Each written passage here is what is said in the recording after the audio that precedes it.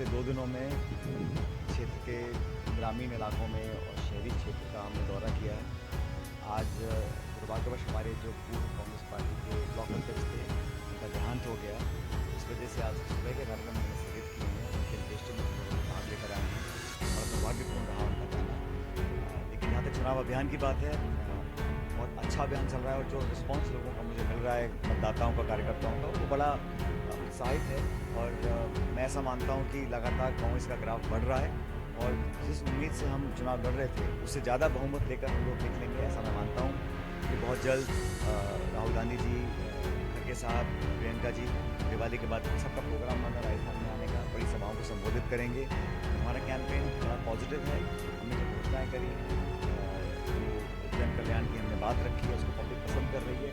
और कैंडिडेट्स का, जो कांग्रेस के कैंडिडेट्स हैं, उनके प्रचार में लगातार भीड़ आ रही है। आपने देखा नामांकन के दिन जिस जन सैलाब का अटेंडेंस वहाँ दिखी कांग्रेस के नॉमिनेशंस में, वो इस बात को दिखलाता है कि मैंडेट कांग्रेस पार्टी को मिलने जा रहा है और ये चुनाव लड़ा जा रहा है डेवलपमेंट के नाम पर। बीजेपी ने कई बार कोशिश की है इसको डाइवर्ट करने की, कुछ ऐसे मुद्दे उठाना चाहते हैं जो जज्बाती मुद्दे हैं, जो ध्यान भटकाने वाले मुद्दे हैं।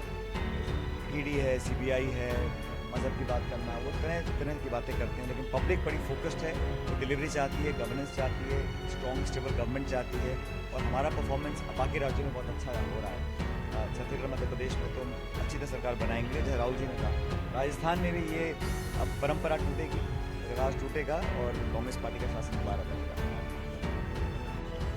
बहुत सारे लोग ऐसे हैं जो जुड़ना चाह रहे हैं, पार्षद, पूर्व पार्षद, पदाधिकारी, अलग अलग लोग, क्योंकि लोग समझ रहे हैं कि आने वाला भविष्य कांग्रेस पार्टी का राजस्थान के अंदर, और जो मान सम्मान हम लोग संगठन में देते हैं शायद दूसरा दल नहीं दे पा रहा है। इसलिए मैंने बड़े खुले मन से कल रात को इन सबका स्वागत किया। और भी ऐसे लोग हैं जो जुड़ना चाहते हैं, आने वाले समय में उनका भी हम आगमन करवाएंगे कांग्रेस पार्टी के परिवार में। लेकिन ये हवा का रुख भी दिखलाता है कि अगर लोग चुनाव की पूर्व संध्या पर कांग्रेस पार्टी को ज्वाइन कर रहे हैं, तो समझ रहे हैं कि जनमानस का रुख क्या है और मतदाताओं के मन में क्या है।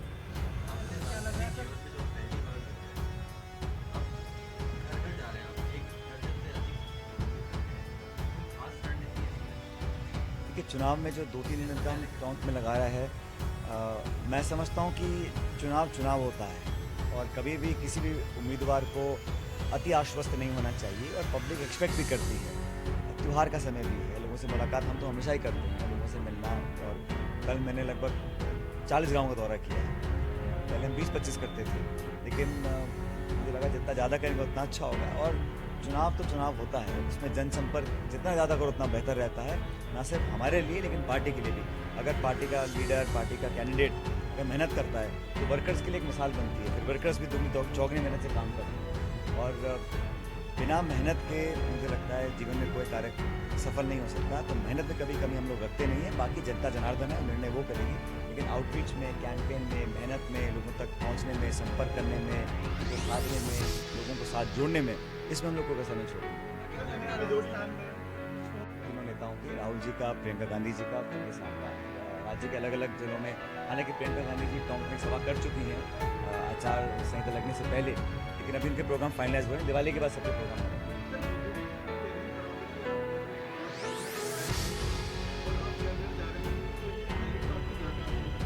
ऐसा है, जो भी हमारे विरोधी हैं वो भी कुछ दिनों के यहाँ मेहमान बनकर आए हैं कि जो भी जवाब देना है, मैं तो जनता ही जवाब देगी। आधा जवाब मिलेगा 25 तारीख को और पूरा जवाब मिलेगा 3 तारीख को जब परिणाम आएंगे। तो देखिए, भाजपा का फोकस होना चाहिए, अगर वो सरकार बनाते हैं तो प्रदेश में क्या करेंगे, रेल कब लेकर आएंगे, केंद्र सरकार से कब हाथ पैर जोड़कर हमारी अधूरी योजना को पूरा करवाएंगे, शिक्षा का, चिकित्सा का, रोजगार का, उद्योग का, निवेश का, उन्हें इन बातों में अपनी बात रखनी चाहिए। उनका रोड मैप क्या होगा 5 साल के लिए, वो तो कोई उनकी ना तो विजन है ना सोच है।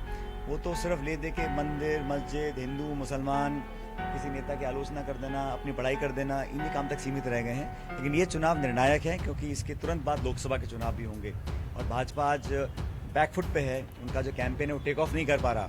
इतने नेता ने, कल प्रधानमंत्री जी भी आए थे, लेकिन कोई सभाओं में को बहुत ज़्यादा उससे बदलाव आएगा लोगों के सोच में, मुझे ऐसा लगता नहीं है। और इतनी मेहनत उनको इसलिए करनी पड़ रही है क्योंकि यहाँ के जो नेता राजस्थान के, उनकी पार नहीं पड़ रही है। कैंपेन में वो उसको तूल नहीं दे पा रहे हैं। तो इसलिए पब्लिक समझ गई है। लगभग 10 साल से केंद्र सरकार दिल्ली में है, उनका शासन देख लिया, जो हालात निर्मित आज हुए हैं उसकी पूरी जिम्मेदारी केंद्र सरकार की है। तो बीजेपी बैकफुट पे है और कांग्रेस लगातार बढ़त बनाए हुए है। हमारी सरकार के कार्यकाल में उसका बजट आवंटन, उसका सर्वे, उसकी घोषणा लोकसभा के सदन के पटन पर जब सरकार ने कर दिया और सरकार हमारी उसके बाद चली गई तो फिर अधूरी रह गई ना 9 साल से। वो सांसद थे नहीं जिस समय योजना बनी थी, उनको जानकारी नहीं, उस टाइम वो हरियाणा में थे। मनमोहन सिंह जी प्रधानमंत्री थे, रेल मंत्री जी ने बजट में घोषणा करके इसको सैंक्शन किया था। आज 9 साल तक उस पर कोई कार्रवाई नहीं हुई। मैं इसका राजनीतिक नहीं करना चाह रहा हूँ, लेकिन जो तथ्य है वो जनता के बीच में आने चाहिए।